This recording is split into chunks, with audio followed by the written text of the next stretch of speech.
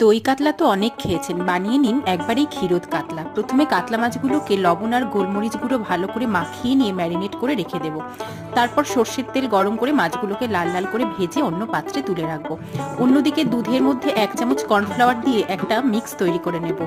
মাছগুলো ভেজে তোলা হয়ে গেলে ওই একই পাত্রে গোটা গরম মশলা আর পেঁয়াজ দিয়ে খানিকক্ষণ নাড়াচাড়া করে দিয়ে দিলাম আদা বাটা, রসুন বাটা, কাঁচা লঙ্কা বাটা।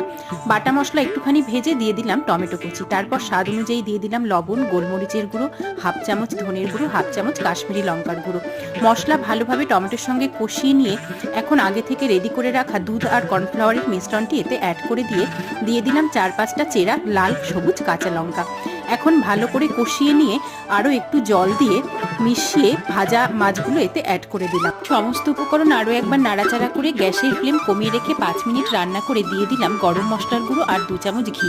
ব্যাস রেডি হয়ে গেল আজকের এই দুর্দান্ত রেসিপিটি।